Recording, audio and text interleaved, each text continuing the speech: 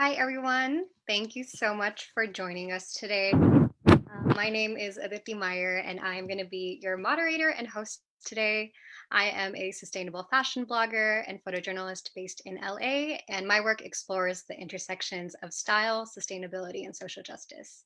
So before I start, I just wanted to make a note that this event will be recorded. So just something to note.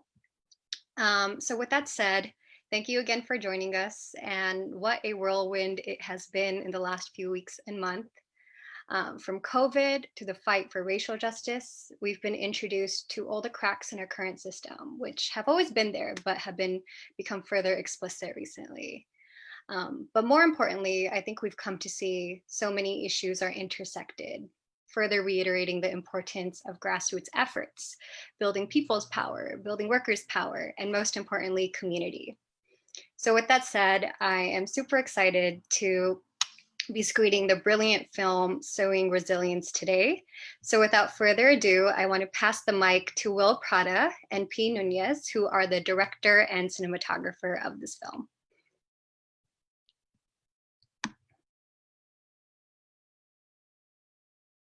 Will, you are muted. My bad. Hey, everybody. Thank you for that. My name is Will. I directed this short film, and I'm a cinematographer, and I've been working with the Labor Center since I got involved in the immigrant rights movement. And the Labor Center provided a space for immigrant youth to organize, and that's incidentally how I started making films through my involvement in that movement and the support of the center. And so about the film, basically what we were trying to do is offer a short glimpse into the life of a garment worker, the daily life. I know there was a documentary a while ago about garment workers, but we wanted to bring visibility to folks that we don't regularly think about, the folks that, make our clothes and make the garments that we use every day. And we don't really think about that too much, but a lot of us are wearing the clothes that they make.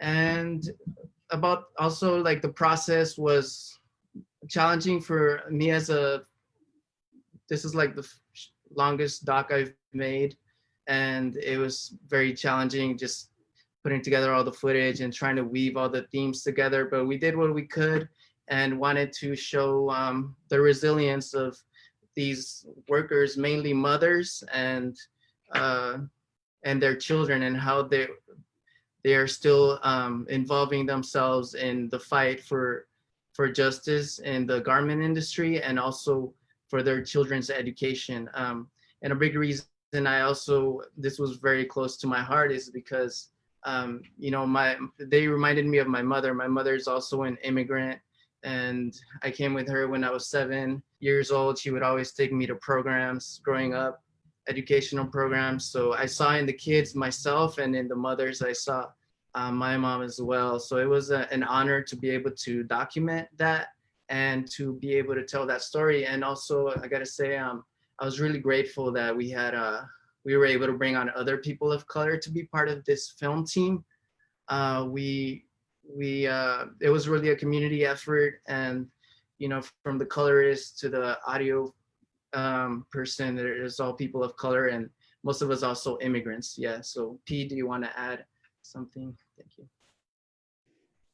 Thank you everyone for joining us, and thank you for the introduction, Aditi. And yeah, Will had a really incredible vision, and for a short documentary, it really condensed a lot of themes, topics, feelings, emotions, while also wanting to educate people on, like, I learned so much in the process of this, not just making a documentary, but like the legality issues that garment workers fight for. So I'm going to be eternally grateful to Santa for having the patience and the grace to be part of this documentary.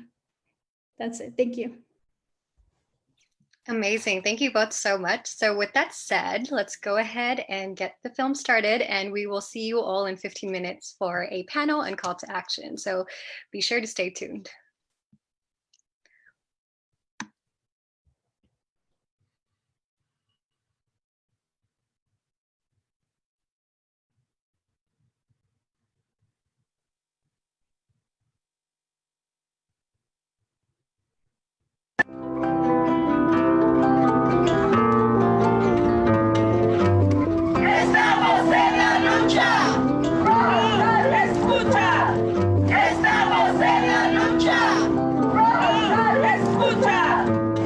Yo siempre les traigo a mis hijos a las juntas o a las marchas. Emily me dice, no, ¿a dónde vamos? Y yo le explico. Y su papá le pregunta, ¿a dónde van? Vamos a ir a una marcha. ¿Por qué? Le dice, le bromea.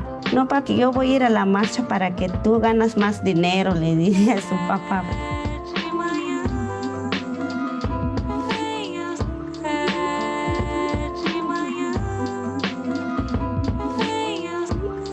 Mi nombre es Santa Puac. Yo nací en Guatemala. Soy trabajadora de la costura.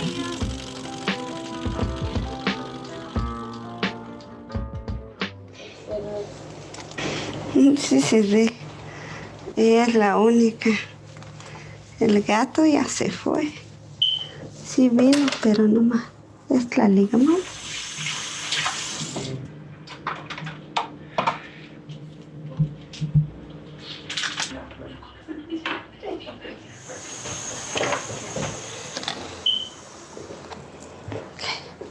Vámonos, Christopher.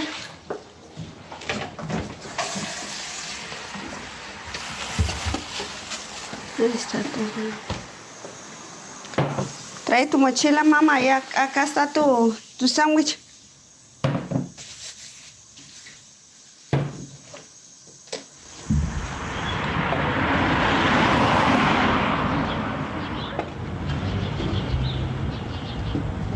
De lunes a viernes me levanto como 5:30, 5 de la mañana para alistarme yo y luego alistar a ellos, levantar a ellos, darles de desayunar. Pues a mí la que me motiva, mis hijos. Yo considero que estoy haciendo el esfuerzo adecuado, tal vez no es lo suficiente, pero trato la manera de hacer lo mejor que puedo. The biggest issue they face is wage theft. The fact that they're only making $5 an hour makes their livelihood extremely difficult. They have come to us in looking for support, often alongside with their kids. They come to the meeting with their kids in present. This is why we have the Parent Worker Project. The project currently works with the Garment Workers Center and IDEBSCA, and we work with children of domestic workers and garment workers, as well as the parents themselves.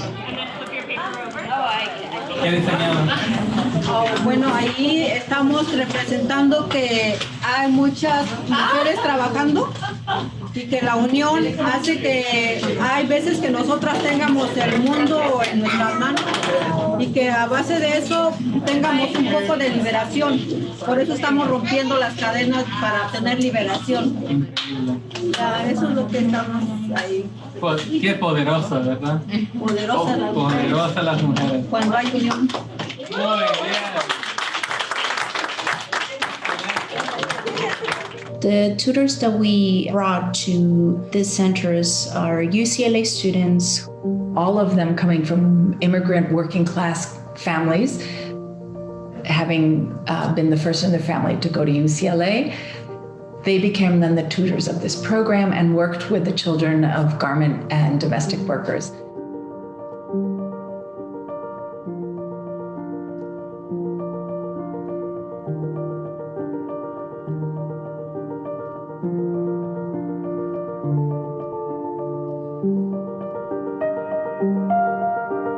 The largest manufacturing sector in Los Angeles is garment. We are at the port of materials coming from the Pacific Rim, and all of those textiles and clothing is then finished in sweatshops just on the street. The way factories and big corporations avoid accountability is by paying workers piece rate. Instead of paying them minimum wage, they are paid 5 cents per seam, for instance. The Garment Worker Center is surrounded by factories where there are still 30, 40, 50, 200 women and men sewing, ironing. These are the backbone to the Los Angeles economy.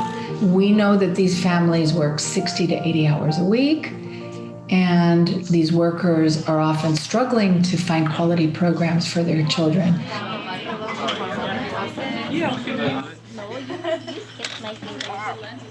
Cuando yo Christopher lo traje aquí, estaba demasiado bajo en matemática y se subió luego sacó 4 en matemática.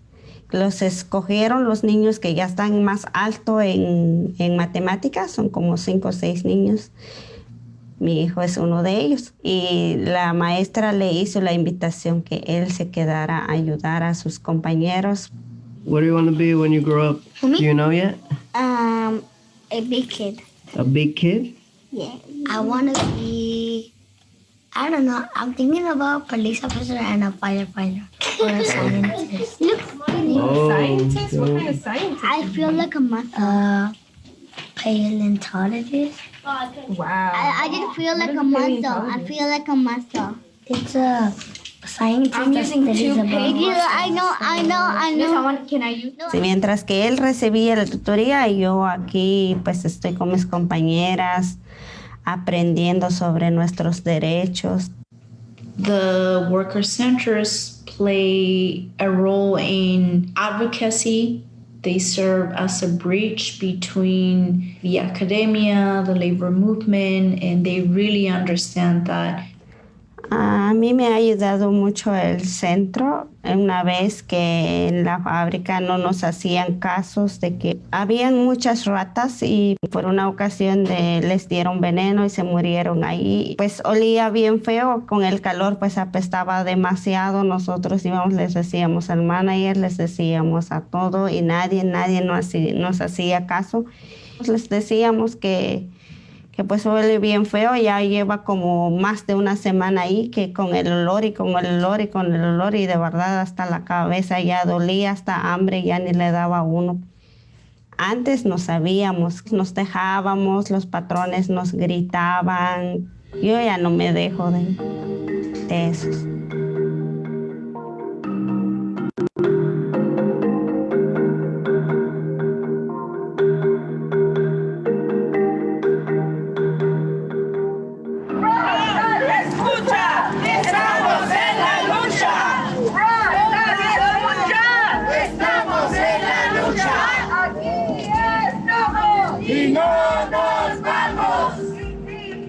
Siempre dice que no tiene responsabilidad con los costureros, pero no es cierto.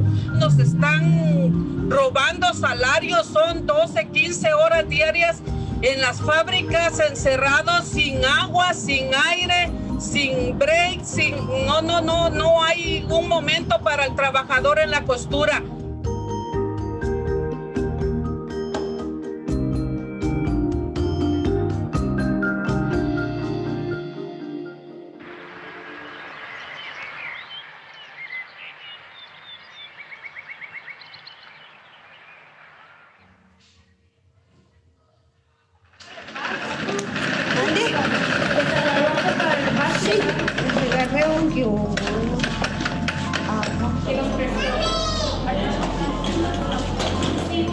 ¿Quiénes somos? Trabajadores de la costura. ¿Qué queremos? Justicia. ¿Cómo lo vamos a lograr? Organizándonos. Otra vez. ¿Cuál es?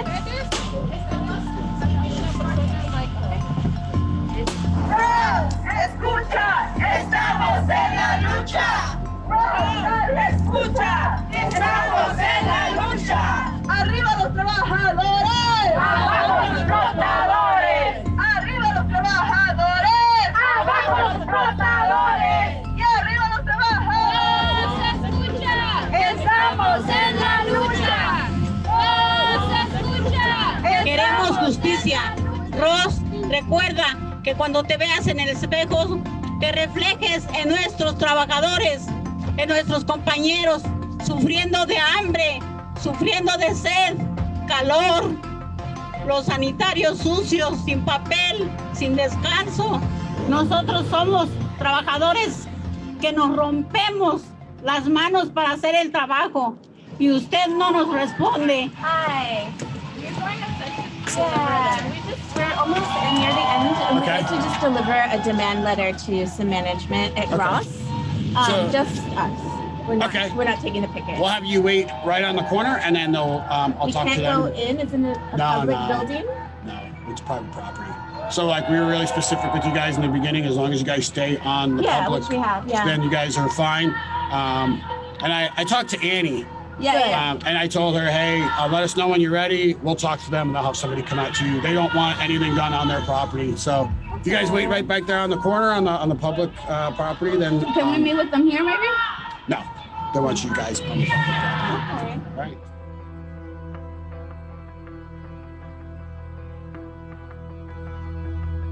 Yo trabajé muchos años para la compañía Ross y fue una explotación de muchos años y yo quiero que se haga responsable la compañía, que se me pague mi dinero. I'm not prepared to answer any questions. Thank you. We talk to you some more, sir. We have some more that we'd like to talk to you, sir, from our organization to yours. Shame on Ross! Shame on Ross! Shame on Ross! Shame on Ross! Shame on Ross! Shame on Ross! Shame on Ross! Shame on Ross! Shame on Ross! Shame on Ross! Shame on Ross! Shame on Ross! Shame on Ross! Rasta! You can hide! We can see your greedy side! Rasta! You can hide! We can see your greedy A veces mi hijo Christopher me pregunta, mami, ¿por qué no tienes mucho dinero? Y yo le explico que en mi trabajo no gano lo suficiente y él me dice, cuando yo sea grande, voy a echarle gano a mi estudio para tener un buen trabajo. Yo le diría a mis compañeros que no se mantengan callados y que no tengan miedo.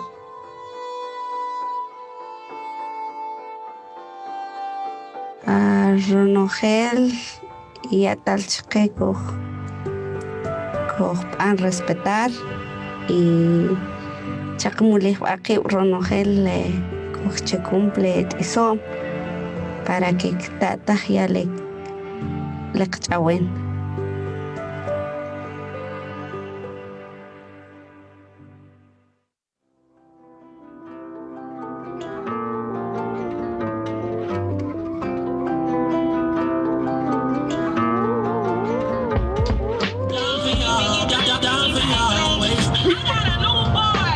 Derecho hasta la tercera.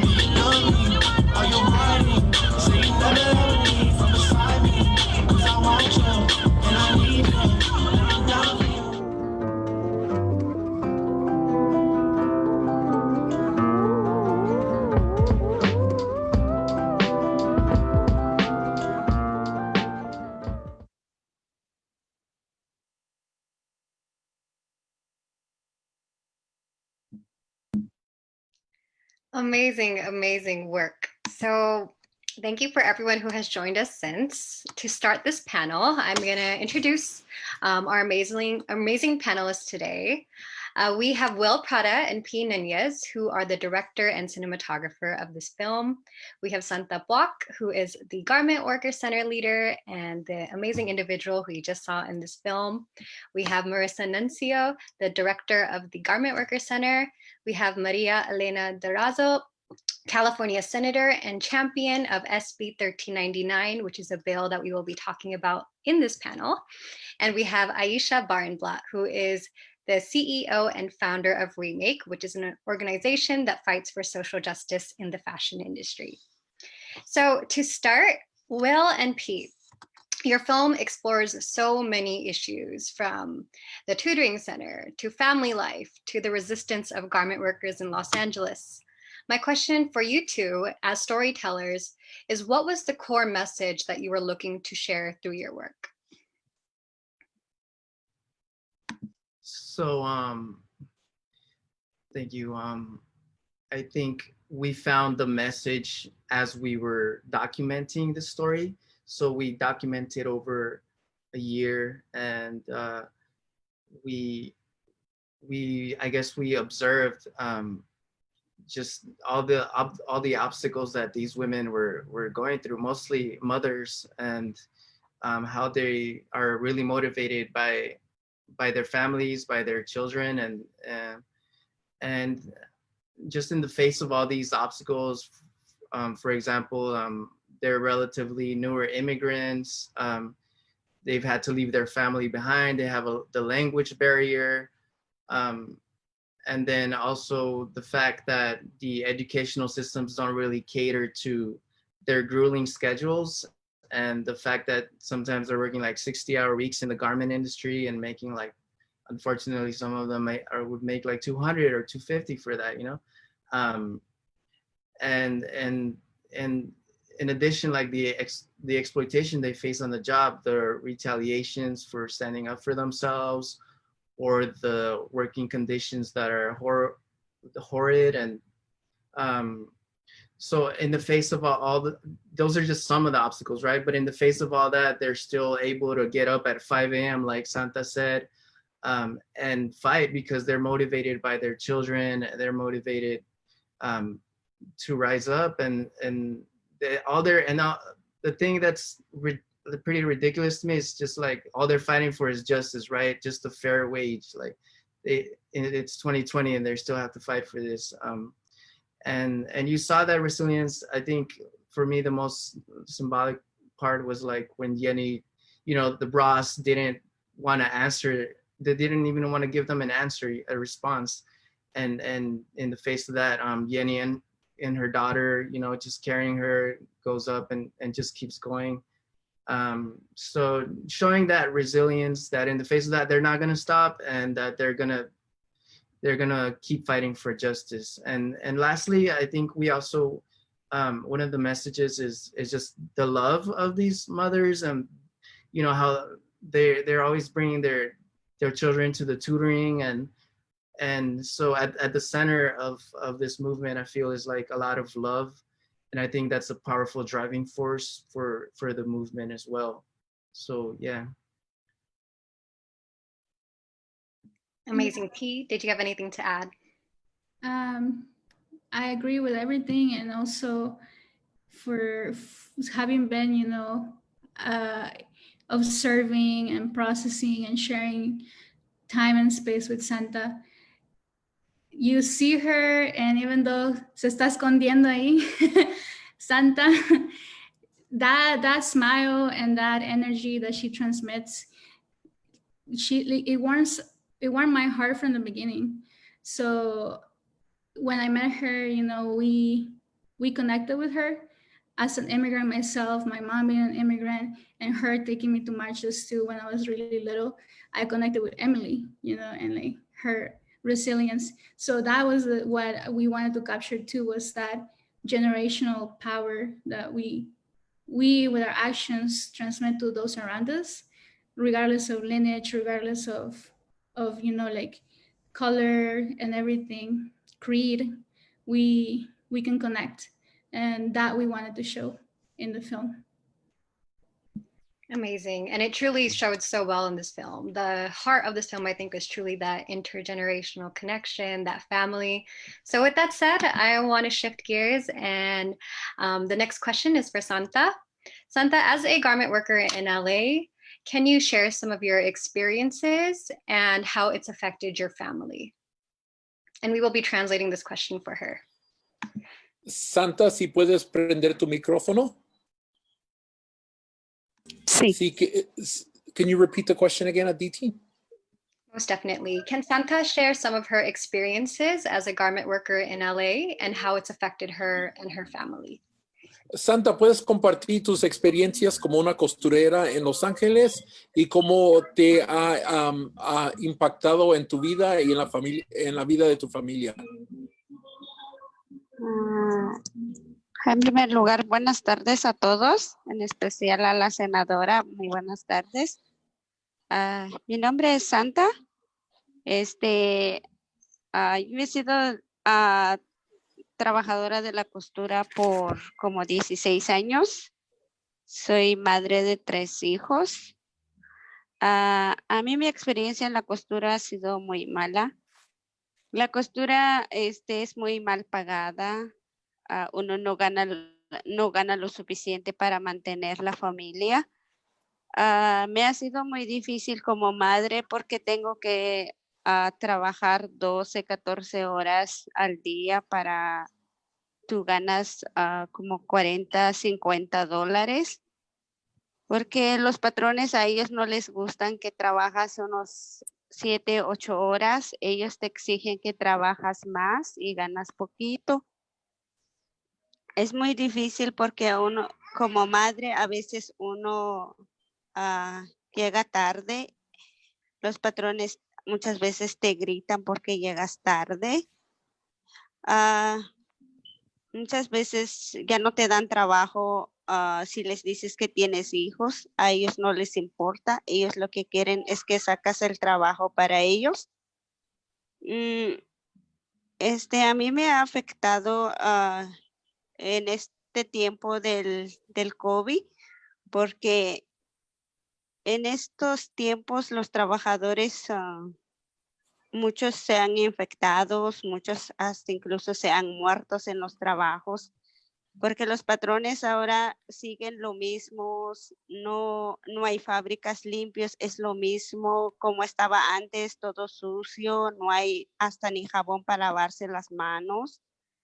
No hay papel de baños, no hay desinfectantes, no hay distancia social. Muchas fábricas son pequeñitos. Ahí tienen como una fábrica pequeñita, ahí tienen como unos 10, 20 personas. No hay como tener distancia social. Por eso hay mucha gente ahora se han enfermado, se han muerto, porque no hay una ley que les proteja, no hay una ley que investiga qué es lo que está pasando en las fábricas pequeñas. Se encierra el calor con la mascarilla, pues mucha gente se han infectado ahora. Yo incluso con mi familia, pues anteriormente le digo a mi esposo, no nos pongamos en riesgo nuestra salud, porque ahora sí, a veces cuando empezó la pandemia, muchas fábricas trabajaron a hacer mascarillas con poquito dinero, pero a ellos se aprovecharon de muchas personas, de nosotros que digamos, porque no hay una ley donde nos proteja, no hay ley que nos ampara, y no hay nada de distancia, todos están enfermos, están contagiados las personas. Santa, si te puedo parar poquito para pasar tus palabras en inglés y voy a tratar de capturar todo lo que has dicho hasta este momento. Sorry. No, está bien. She apologizes for going a little bit long, and I'll try to capture what she said. So she's been working in garment for about 16 years. She's a mother of 3. She's had bad experiences in garment due to the fact that she doesn't make enough money. Most of the time she's working 12 to 14-hour days. She gets paid about $40 to $50 a day. Things are really difficult because it's tough to find work if you have children. If you do have children and you try to tell the bosses that you have to run late because of childcare issues, you'll get yelled at. Especially the issues that she's encountered now before and now during COVID is that a lot of facilities, a lot of factories don't have soap, no disinfectants, no hand sanitizers. So she's been hearing that people have been getting sick and people have been dying from COVID in the garment factories. Thank you so much, Alex. With that said, I want to switch gears to Marissa, who is the director of the Garment Workers Center. Marissa, can you talk a little bit about the general landscape of the garment industry in LA? We saw a general overview of some of the main issues that garment workers are facing, but if you can paint a general picture of the landscape, that would be great. Sure. And I want to thank Santa again. Gracias, Santa, por dar tu testimonio. I just thank Santa for giving her story, and thank you to Will and P for capturing it so authentically and so respectfully. I think it's really important, you know, to have workers' stories be front and center, and I thought y'all did a wonderful job with that. You know, so to step back and talk about the industry, I think that, you know, Santa's story really is quite representative of what the industry is like. This is, you know, California is home to the bulk of US garment production in the US. All of it, almost all of it, is in Los Angeles. We have over 45,000 garment workers in Los Angeles and thousands of factories. And, you know, the demographic, the folks that are sewing our clothes are women like Santa. They're primarily women, about 60% are female, women from Mexico and Central America.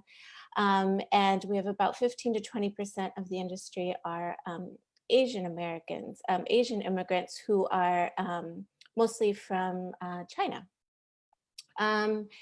And the conditions that you see, you hear described in the film that you hear from Santa today are quite common. Unfortunately, it's not only, you know, Los Angeles isn't only the garment capital of production, the capital of garment production, but it's also a sweatshop. It's the sweatshop capital of the US. 80% of workers like Santa are experiencing wage theft.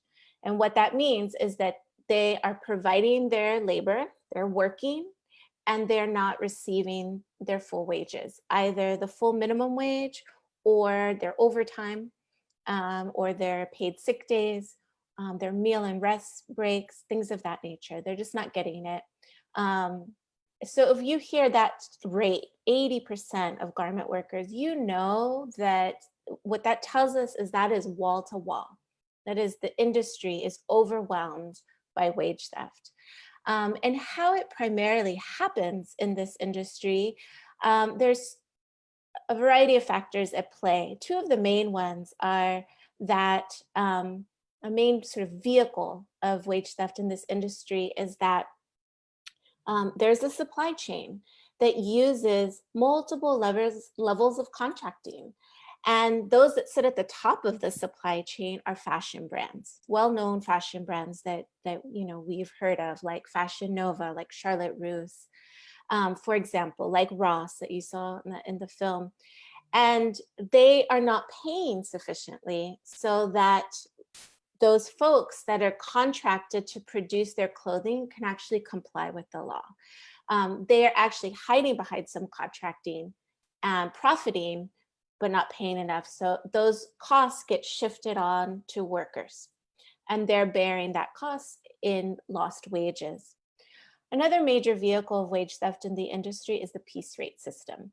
And that is where, rather than being paid an hourly wage, you're paid by the piece. You're only paid according to what you sew, you know, 5 cents a seam, 3 cents a hem. And that's how low we see the rates, as low as 2 cents a piece. And the piece rate makes it so that the minimum wage is always out of reach. If piece rates are that low, a worker can never catch up and actually earn the local minimum wage, which is $13.25 to $14.25. So we really consider those to be the two biggest drivers of wage theft, and are, kind of the two sinister elements that are at play in this industry. And then Santa described the other, conditions, which are really, really unacceptable health and safety conditions. These are sweatshops. Think of what you might picture in your head of a sweatshop, and that's what a Los Angeles factory looks like. It's cramped, it's dirty, there are blocked exits that are fire hazards, bathrooms are filthy, often water is not running, there are rats, there are roaches, and then put that into the context of our current pandemic, and workers are, forced to choose between, do I earn a rate, do I earn an income, or do I risk my health? Because most factories are not providing masks, they're not facilitating social distancing, they're not requiring or providing hand washing stations or sanitizer, they're not sanitizing workstations between users. So, that's a snapshot of what the industry looks like. Unfortunately, the pandemic has really exacerbated what were already horrible conditions. And we feel really strongly that the way forward is, immediate attention to this, but long-term solutions as well. And the way forward is workers, centering worker stories, telling their stories, bringing their stories to light. They're the experts on the industry. And, again, I think that's why the film is so important, because it centers their story, and it centers the impact. It's one thing to say wage theft and think about it in terms of numbers, but it has an impact. It's a ripple effect, right? It impacts the individual, it impacts the family, the children, and the community. And, I think that's something we should all remember when we think about folks earning less than half the minimum wage. What is the ripple effect in the family and in the entire community? And if you think of thousands of workers being stolen their wages like that, that's it's an unacceptable impact in our city. Amazing. Thank you so much, Marissa. So a lot of the major issues that you mentioned are now actually being addressed with the new bill that the GWC is producing, which is SB 1399. So can you tell me a little more about what exactly this bill is going to be addressing and how that can change the industry? Sure, I'll do that quickly, and I definitely want us to hear from the senator on this. Absolutely. SB 1399 is the result of many strategy and focus sessions with our members, garment workers, about what are the main issues that are really impacting you, and an attempt to address those. And so SB 1399, it's called the Garment Worker Protection Act, and it was brought forward to address wage theft and close some of the gaps that we see in state labor law, in the labor code, to expand accountability for unpaid wages so that all along the supply chain are sharing in responsibility for unpaid wages. It proposes to eliminate the piece rate, where workers are unable to bargain for their piece rate, like if they're not in a union, where they have no control over their piece rate. We want to eliminate that. We know it's exploitative. And it proposes to expand enforcement authority under state law to allow for citations for labor violations, because a company can be cited, for it to also go up the supply chain, and we can be able to hold those fashion brands accountable. So it's about leveling the playing field, and it's about really putting the minimum wage in the reach of workers. Amazing. And that is so necessary, and I think really addresses the main issues on this landscape. So with that said, I want to thank Senator DURAZO, who is here with us today, who is really a champion of this bill, getting it to where it is currently. So Senator, can you tell us a little bit more about why you decided to support this bill specifically at this moment in time with COVID happening?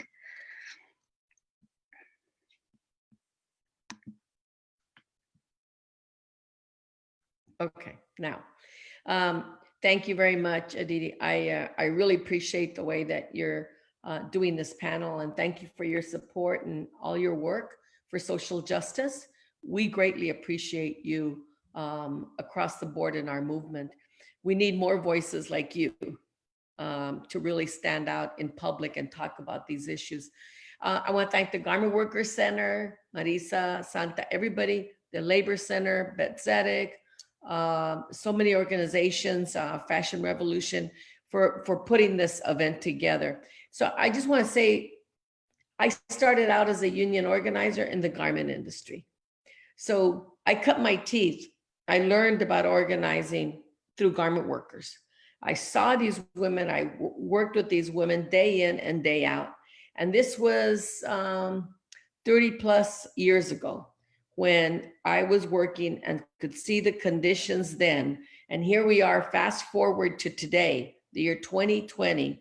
And what is going on is probably equal to, if not worse. And that's not the way it's supposed to be in this country. So that's my first connection to these amazing garment workers. Then last year, I was chairing a budget subcommittee, and these garment workers traveled from as far away as Los Angeles, and they came to testify, dozens of them, several times.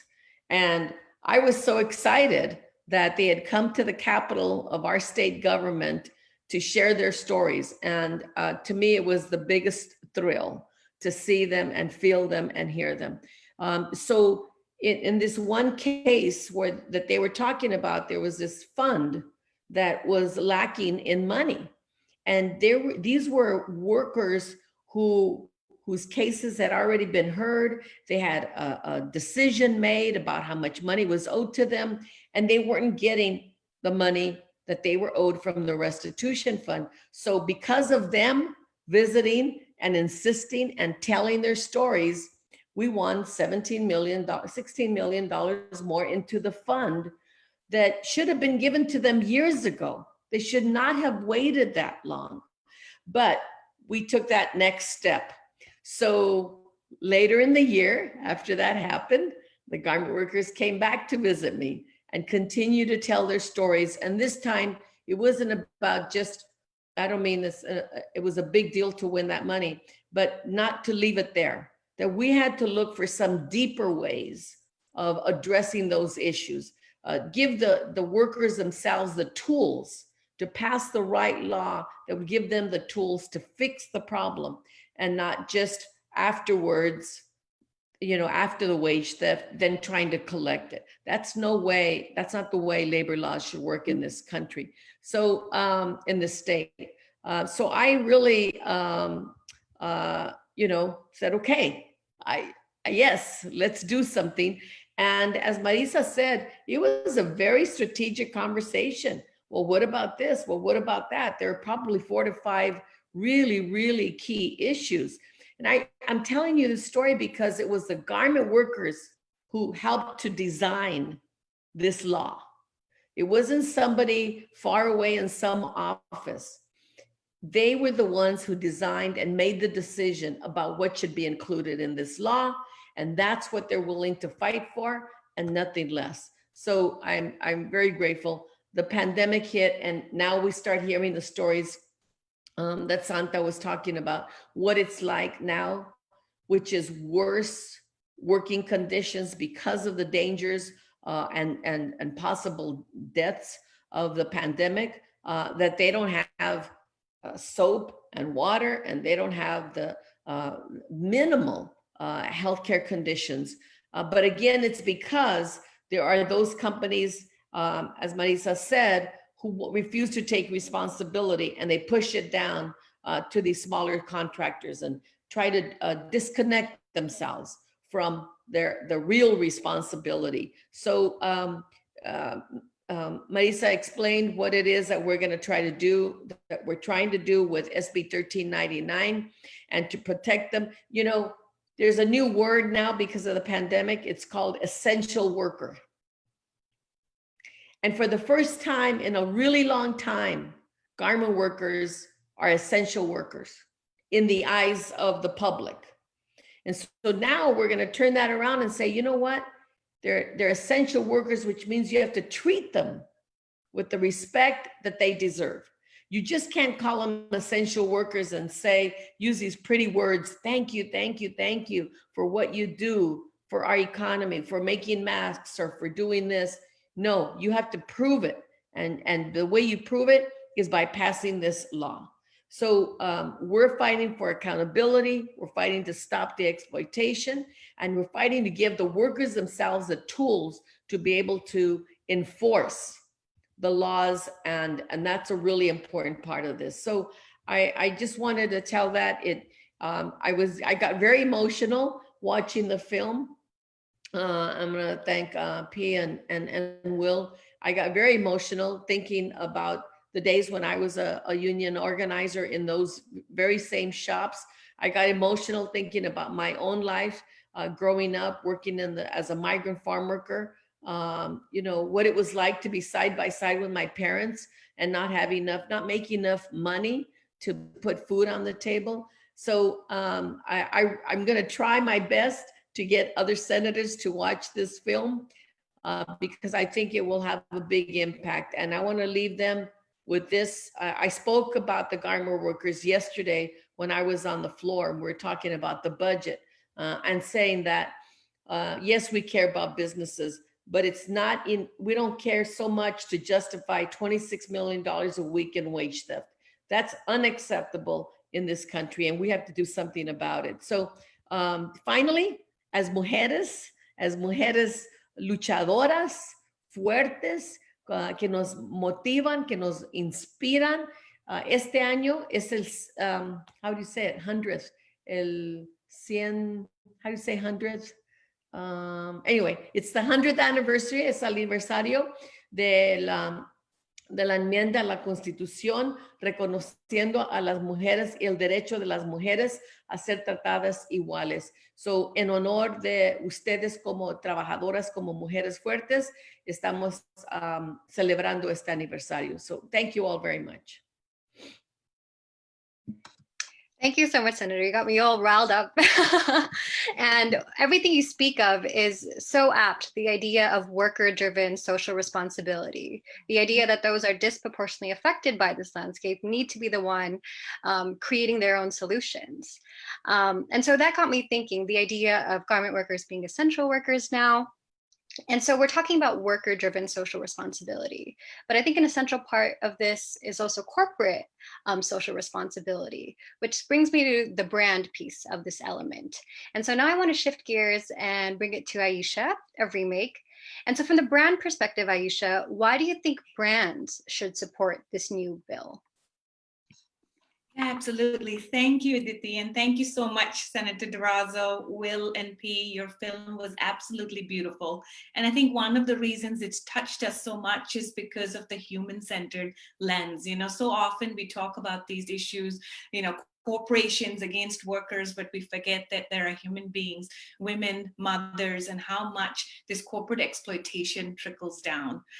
So, you know, I'm AYESHA from Remake. We are a community of 150,000 strong here in the US, California-based nonprofit that are really here to wear their values, to be holding brands accountable, to be pushing for justice within the fashion industry. And, you know, one of the things that I think is a myth, which Marissa had touched upon, that we certainly, as we're engaging and organizing across the US here over and over again, is that somehow wage theft, you know, unsafe working conditions, all of these issues happen overseas. And that somehow when it comes to sustainable and ethical, if it's made in the USA, then it automatically is sustainable. And so I really do think in this COVID-19 moment, we have seen all of this exploitation come home to roost. And what we're seeing is a lot of solidarity, whether it's farm workers and factory workers. You know, in our community, we've also heard from warehouse workers and retail workers who've been furloughed or have started to get sick without having any severance, without having any back pay. And so, one of the things that we do at Remake is really helping people understand that there are better brands and that there are worse brands. And so in the context of brands like Fashion Nova, like Ross, essentially they've built their business on exploitation, and what they're needing to do is pay up. And I think this beautiful film from Will and Pia will hopefully, open more hearts and minds to start that, because for so many of these companies now, with a lot of stores shuttered, their online reputation matters so much. And so for everyone listening in, one of the things that says tag the brands, ask them to be supporting the workers. There is a growing hub of ethical production when it comes to LA, and on our site remake.world, we do look at brands that are committed to living wages, that are thinking about centering their practices around social justice. So there is a way for us to be using our wallets to be spending money on those brands. But on a very personal level, I support SB 1399 for three very particular reasons. The liability that is currently, through the layers of subcontracting, as Marissa had pointed out, something that skirts these multi-billion-dollar, highly profitable brands from having any liability. Most brands globally have in their codes of conduct that piece rate is illegal. And yet here we are, this fight has been going on since 1999, that in 2020, we're still talking about piece rate. And that piece rate, it's not just that you're making unlivable wages, but particularly in the context of COVID, it results in a lot of health and safety violations, because you're essentially asking people to pick between their life and their livelihood. And what I love about this bill is also that it has teeth, that there's actual enforcement there. And so, I think for everyone listening, there's so much that we can do, even if you're sheltering in place, whether that's supporting SB 1399, holding these brands accountable, and buying from better brands. So thank you all so much for your leadership. It's a pleasure to be here. Thank you, Ayesha. So we all got really great perspectives of why this new bill is important, from Senator's perspective to Ayesha's, but I want to inject a video that we actually made from a worker testimony on why SB 1399 is so important. So I'm going to go ahead and have us play that right now before we continue this panel, just to really get the perspective of a garment worker on what this bill will essentially change for their day-to-day lives.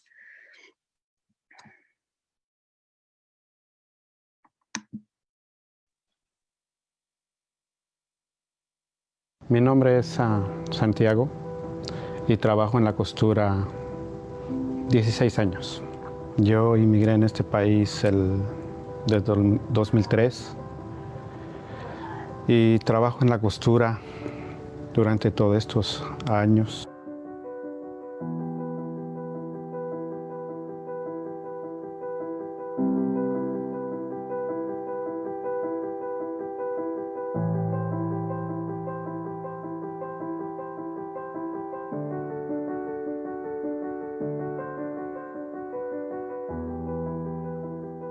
Hay muchas injusticias, como el robo de salario.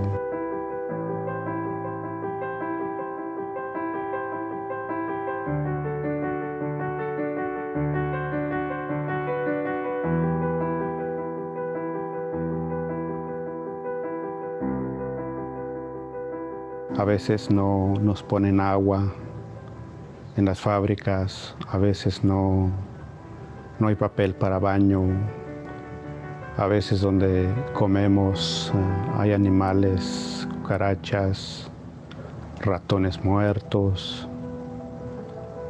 Eso es lo que pasa en las fábricas, y sin incluir el robo de salarios.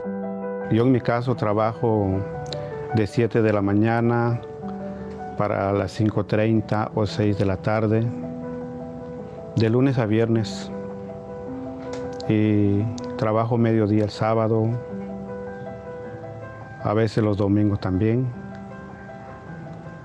y por un salario que nos dan, a veces $350 o $260.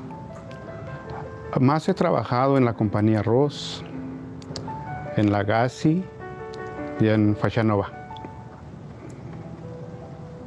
Y cuando uno pone un reclamo por robo de salario, las marcas o los labels no se hacen responsables, se van y no se presentan y así se queda el salario sin que nadie se hace responsable, ni los patrones, ni las marcas.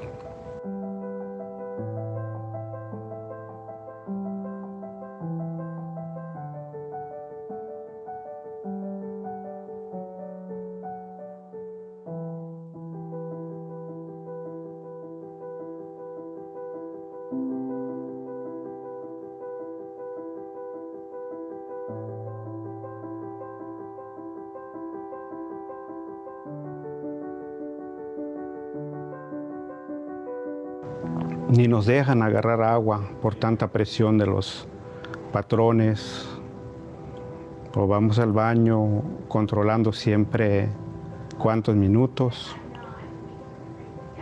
Es una presión por un salario que no es justo. Yo quisiera que haya un salario justo. Yo quisiera que trabajáramos un horario que es justo y por un salario justo para que nos alcance a cubrir nuestras necesidades como renta, comida, y que tuviéramos fábricas limpios, donde tuviéramos agua, donde tuviéramos un break para lonche temprano, o eso es lo que yo quisiera en los cambios.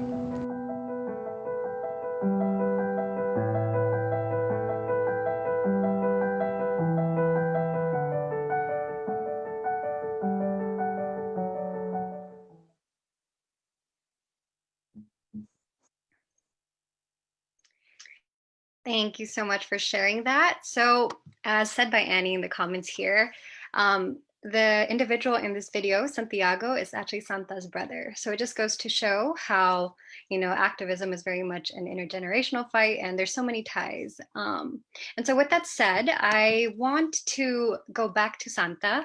And Santa, can you talk a little bit about how your work has been affected by COVID and how that's affected your family? Bueno, Santa, si puedes prender tu micrófono. Sí. Si los puedes explicar poquito cómo COVID ha afectado tu trabajo y tu familia. Ok.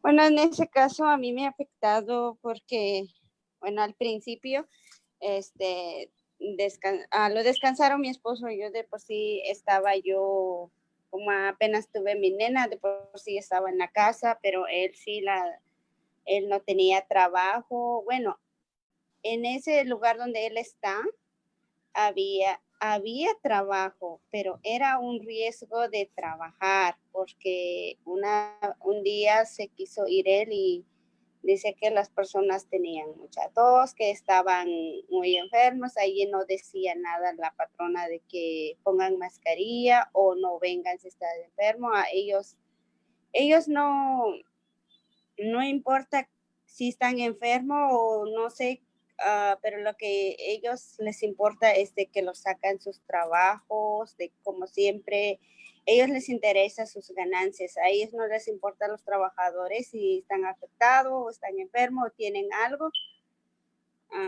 A ellos no les interesa a los trabajadores. Por ahora, entonces, yo le digo a mi esposo, pues no nos pongamos en riesgo nuestra salud por un sueldo que no era lo suficiente. Y en el trabajo de él siempre no hay, pues como siempre, es pequeño, no hay papel, no hay agua. Y hasta apenas él empezó a trabajar, ya hace como unas 2 semanas empezó, pero dicen que es lo mismo. Siempre uno corre riesgo de regresar al trabajo porque siempre es lo mismo. Ellos no respetan las distancias social. Para ellos, si te pones la máscara está bien, y si no, pues esa es cosa de uno. A los patrones, ellos no se preocupan por sus trabajadores. Okay, gracias, Santa. So she said that she's been off of work. She was off of work because of COVID, not because of COVID. She was off of work because she had just given birth to her child. Her husband was laid off. And what they had been finding was that there is work available, but going to work is putting yourself at risk, because most of the people that run these factories only care about getting the work out. They only care about filling orders. They don't care about the workers' safety or their security. So she basically told her husband not to risk their health and security over an insufficient wage because they are paid very little. Her husband has recently returned to work as of 2 weeks ago, but the story's still the same. There's no social distancing. There's no respect for distancing. The bosses there don't care about giving you masks. There's also no paper, no water. So the situation is still dire in these factories. Thank you, Santa. Thank you, Alex. Gracias, Santa. Senator DURAZO, can you talk a little bit more about how SB 1399 is going to impact families specifically? Well, I think there's a number of ways based on Santa's testimony and Santiago's testimony. They are so affected by the way they get paid. They're affected by their health on the job. I mean, the fact that Santa was just saying they had to choose between earning a wage and their lives, literally their lives. That shouldn't be the case. So whatever happens at work certainly will impact their families as far as health and safety. But it's also, of course, the wages that they, with the piece rate, the current piece rate, there is no control over that. You have no idea. And a lot of times they change the piece rate. I've seen where they've adjusted it. So you might be doing okay or well with a certain piece rate. They'll figure out that you're doing okay or well, and then they lower the piece rate just because they figure they could exploit you more. I mean, there's so many ways in which that piece rate it dramatically impacts the wages. And as Santiago said, you can get anywhere from $260 a week to $350 a week. You never know how much. And to not be able to count on your salary when you're working 10 to 12, 14 hours a day is really a terrible situation. But I also could see that the flip side, and this is what's so beautiful about having an organization like the Garment Workers Center, the flip side is that they're taking their children to the meetings. They're taking their children to the actions. They're teaching their children, this next generation, how to be proud of themselves, that they have no reason to feel less than somebody else. And those issues of self-esteem and dignity are really important in our families, especially our immigrant communities, that nobody should feel like they are greater, that they're superior to anybody else. And this is a way of saying, you're not any better than me. For one of the garment workers to say to the company representative, wait, come back here, I have more to tell you.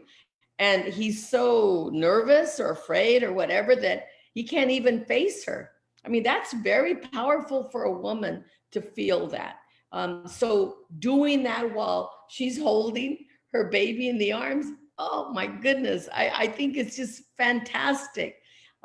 So there are both, there's the way that they get treated, which is terrible, but there's also the response to that is we're gonna do something about it. And that's what I love about what the garment workers and other organizations are doing with those men and women and those families. Thank you, Senator. I wanted to be sure to equip our audience today with some concrete call to actions that they can do to support this movement, to support this bill. So Marissa, can you tell us a few concrete call to actions that our audience can do? Yeah, absolutely.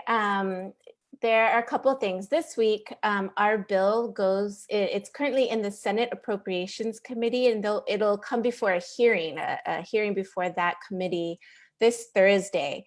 Here's what we need from you. We need calls. We need calls to the chair of the committee. If I don't know if we're going to share this slide here, but everybody who's participating, we can send you the information. We have a call-in number and a call-in script for you to Senator Portantino, again, who's the chair of the Senate Appropriations Committee. We need you to say, I support SB 1399. That is a really concrete thing you can do. All of those calls and messages, they get communicated to the senators, and they let those policymakers know that people out in the community care about this issue. Another thing that you can do, as Santa mentioned, families are really hurting. That the COVID pandemic has hit this industry very hard. Within about a week or a week and a half of businesses being closed early in the pandemic, we had 70% of our membership become unemployed. And we're in communication with about 200 workers a week who are facing food insecurity, who are facing tremendous anxiety over how am I going to pay for rent? Maybe I can't be evicted at this moment because there's an eviction moratorium, but how will I pay for rent? How will I deal with this mounting debt when I make an average of $6 an hour? Some folks are slowly beginning to go back to work, but we're seeing that folks are returning to reduced hours, so not their full schedule yet. So we have unemployment and underemployment. And we ask you to remember that a lot of garment workers are not eligible for the same kind of safety net benefits that many of us are. If you're an undocumented worker, you're not eligible for unemployment. If you're kept off the books by your employer, you might find it very hard to apply for paid family leave, right? Or disability insurance. We're encouraging people to apply, but it's a hurdle. It's an additional hurdle. So we immediately began raising money for an emergency relief fund for our members. And we are monthly giving out cash aid and as well as weekly food distribution in partnership with another organization. So we ask you to continue to remember garment workers in your giving and your charitable giving at this time. If you are interested in supporting workers in that way, every single cent goes directly to our members. And you can contribute at tinyurl.com/GWC Emergency Relief Fund. Those are two concrete things you can do. We need those calls. We're going to get out of that committee. We're going to do it. We're going to just manifest it and make it happen. And we're going to go to the full Senate floor. And once we get there, we're going to call on you again to help support our bill. So don't worry. We'll continue to give you updates on how you can support our members' campaigns. And just to reiterate, those calls need to happen tomorrow, correct? That's right. Get them in. Yeah, it takes 2 minutes. Yes, 2 different calls to the chair and also to the Senate pro tem, who's like the leader of the full Senate. And we need calls to her. Her name is Toni Atkins, to let her know too. Let's get this bill through. Okay, so to reiterate everyone, 1, call tomorrow. 2, donate if you can to the Garment Workers Center COVID Relief Fund. And 3rd, there is a petition from what I understand, correct? That's right. Thank you for reminding me. That's right. We just got it set up. So yes, we also need those signatures. We need those signatures to show like this bulk of support for this bill. And that signature, that petition link, I think we're going to put it in. You're going to have to remind me what it is, folks. It's bit.ly, so bit.ly/support SB 1399. Amazing. And just to reiterate, you do not have to be from California to sign that petition. Right. And if anyone wants to learn more information or just be reminded of all these call to actions, please go to garmentworkeract.com, which is a website that will include these worker testimonies and all of those call to actions. And it's .org. .org. garmentworkeract.org. So please, everyone, please translate your support in a concrete way. It's going to go such a long way in this moment in time. So with that said, I'm going to pivot towards Q&A. So if anyone has any specific questions at this time, feel free to leave them in the chat box. We've already had some questions come in. So I'm going to go ahead and read those, and I'm going to have this be an open floor if anyone on our panel wants to take these. So the first question is, you may have already discussed this, but there are many statistics you can share. Sorry, let me reread that. Is there any statistics you can share about the garment workers industries in LA's undocumented immigrant labor? Would it be fair to say the Garment Worker Center movement is largely dependent on immigration reform?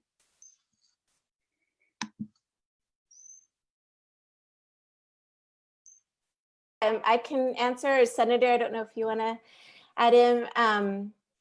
So yeah, there is, this is an immigrant workforce, and we know that there's a really significant sector of the industry that is undocumented. It's hard to get numbers on that. Some studies show at least 25%, and we think it's more.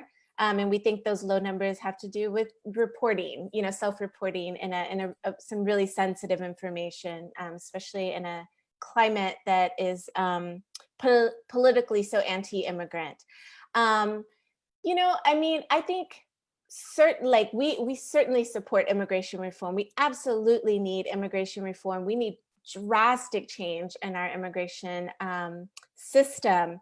But I will also say that that's not, they are certainly intersected, but, one does not necessarily mean the other. If we don't change the culture that creates sweatshops in this fashion industry, if we don't change the culture that we can actually shift labor costs onto the backs of workers so that brands can make more money, we're still going to see the same problem. So it's really this industry has, this industry and the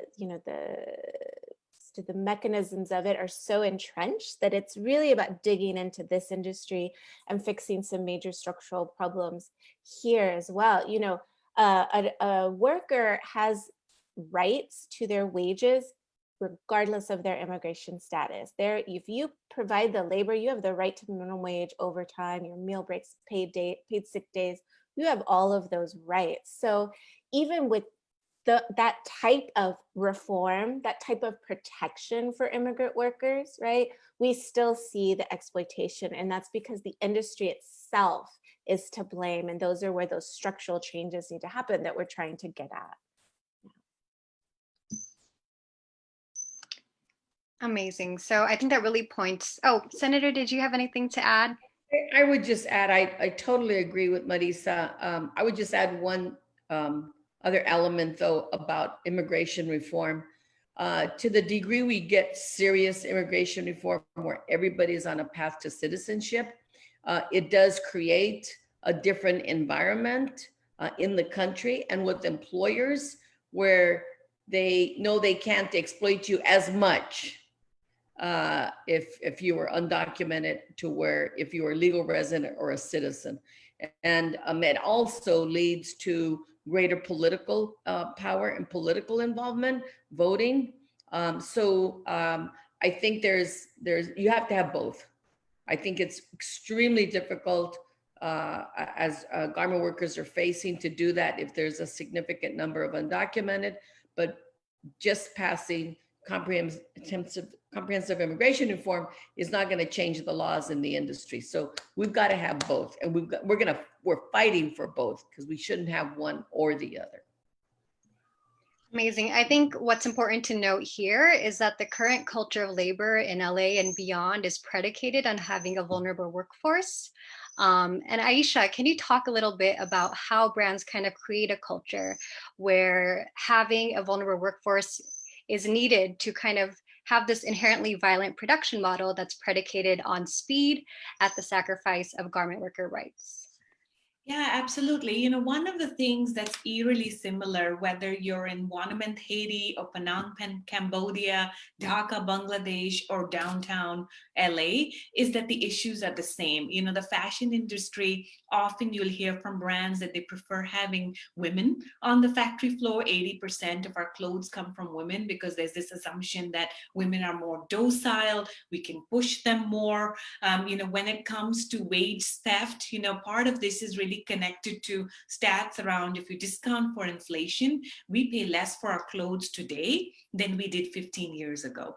And if you think of energy prices going up, you think about water, you think of all the other materials when it comes to clothes, that the one place that the industry is really able to squeeze is labor cost. And this is where you essentially put all the risk of, I want things very fast and very cheap onto the backs of the women who make our clothes. So, you know, the faster things come to us, the longer she's working on the factory floor. The cheaper things are, the fact that our clothes now cost less than our favorite cup of coffee means that she's making not enough wages to feed her family appropriately. And so it really does come down to exploitation from companies, and they do this en masse. You know, it's not a California specific problem.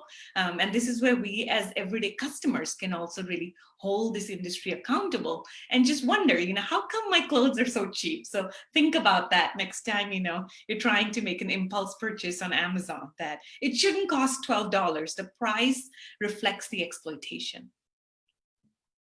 Totally agree. And I think it's important to know as we move forward that the fashion industry, the change that the fashion industry requires demands building workers' power, first and foremost, which amazing bills like these really address. It's about consumer education and demand. And I think that marriage between building workers' power and consumer demands, like consumers being allies, will really shift the needle on corporate accountability, which is what we really need. My next question is for Will and P. The individual says, the documentary was amazing. You mentioned some themes were not included or fully shown. Can you talk about what some of those themes were and what you would have liked to have included?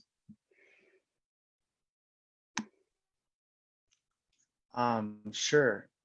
So I think some of the, I would have loved to have shown and captured more of the children and their existence within this this movement and the organizing and the tutoring and them just living, but also becoming, you know, becoming aware and I don't know if you could say, but losing their innocence, but you know, they're realizing that their parents are fighting for their basic rights and they're aware, they're very much aware of this.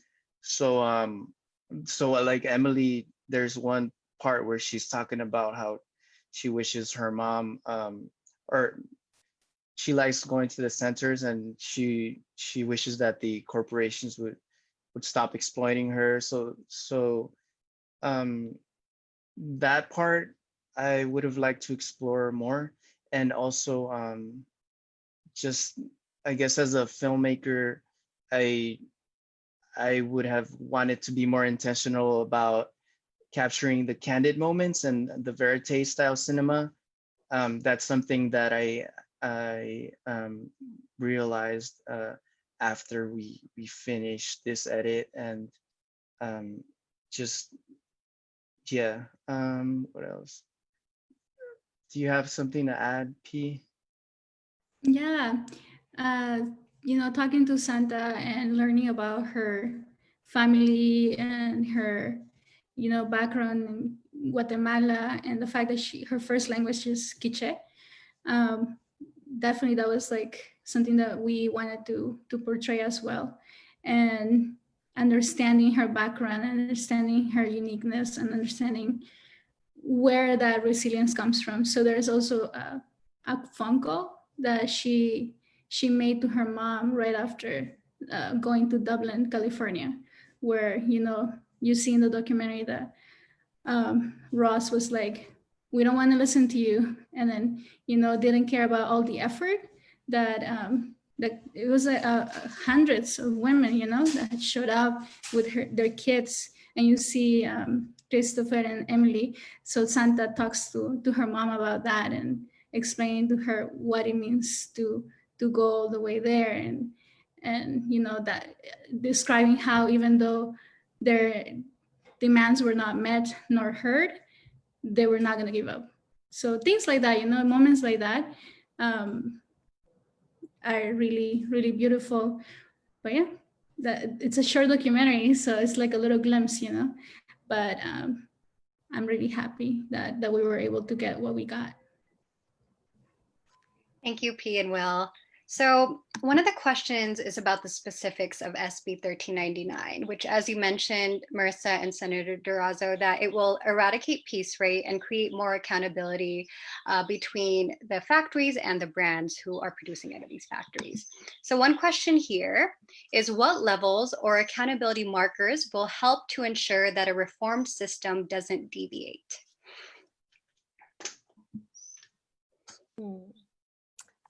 Could you repeat that question? Yeah. The foreign system doesn't deviate. What levels or accountability markers would help to ensure that a reformed system does not deviate? So more specifically, can you speak to how SB 1399 would hold brands accountable? I can start. So what we're trying to do currently, the way the law works, is that if a worker is not paid their wages, they can go to the State Labor Commission and they can file a wage claim, and they can name their boss as like a defendant, right? And say, I want my wages back. And the law, there was a law passed 20 years ago that always intended for workers to be able to actually name every major actor along the supply chain up to fashion brands. But the law was just ambiguous enough that most major fashion brands, the Fashion Novas, you know, they're getting off the hook. They're just not being held liable at all. And so we're trying to close that gap. And just be very explicit that they were intended and that they should be held responsible.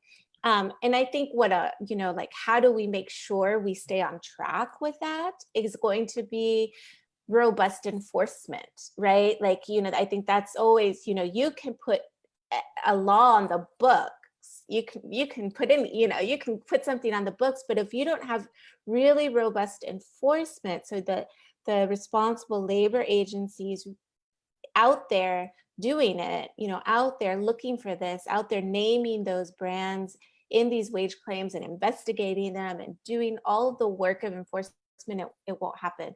And we did try to keep that in mind with the bill, that it's both like policy and enforcement, because they have to go hand in hand. And I think from our organizing standpoint, you know, what we do is then our job is to empower workers with this new, like, knowledge about their new rights. So, because you also, a law can be on the books, but unless you use it, right, as that tool, as the senator was saying, it also is just words on a paper. So we have to empower workers to use it. I think we're gonna have to use it in our legal clinic and monitor it. How is implementation going? How is enforcement going?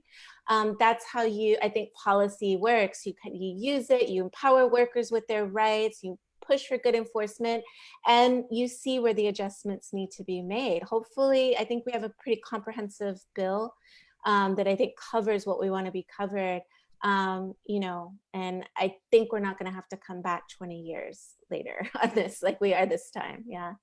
I don't know, Senator, if you want to add. I just want to add that closing this loophole is extraordinarily powerful, because as everyone knows, there's these different layers of contractors, and it's much easier for those contractors to close down, especially the smaller they are. They close down and they open up as a new company. and to chase them down and make them responsible. But if you get the real responsible party locked in and liable for the wages and the working conditions, then you're talking about getting their attention.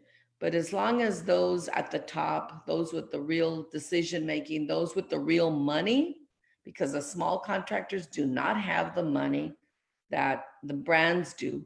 If you make those brands liable for the money, then you got their attention, and it'll be much easier because they don't close down and open up as a new brand tomorrow somewhere down the street. And that's what happens in this industry. And that's the way, frankly, other low-wage industries are structured. It's the same thing in the janitorial industry. So until the janitors held the owners of the buildings responsible, then there was always wage theft. Farm workers in agriculture, the same thing. So you could see that this is a structure that works for the companies at the top. When they don't have the loopholes closed in, they don't care. They pretend that it's not their responsibility. So I think that's the key to it as well. And the workers being able to take their information, and it has credibility, also levels the playing field a lot. It's the workers coming in and saying, this is who I work for. This is the brand I work for, is also a very powerful part of the bill. Great, thank you so much. I do want to be mindful of time because it's now 7 p.m. But I want to thank everyone who joined us so much for sticking through the film and this amazing panel. Just before we close, I want to remind everyone of our call to actions. Please go to garmentworkeract.org. Please make those calls tomorrow, and please donate to the COVID Relief Fund if you can. What we see here is extremely powerful, that we're amid this paradigm shift where we are creating a culture of accountability. So I want to thank everyone for all their work, from the storytellers to the policymakers to the grassroots activists. It's so necessary to have this shift. If anyone does have any pending questions, you could go ahead and get in contact with the Garment Workers Center online through their social channels, and be sure to stay tuned amid the updates that are going to be coming in the weeks to come. So thank you again so much, Will, P, Senator DURAZO, Marissa, Ayesha, Santa. Thank you. Have a great night, everyone. Thank you, everybody. Thank you. Make Good those night. calls. Yes. Make those calls. Yes, absolutely.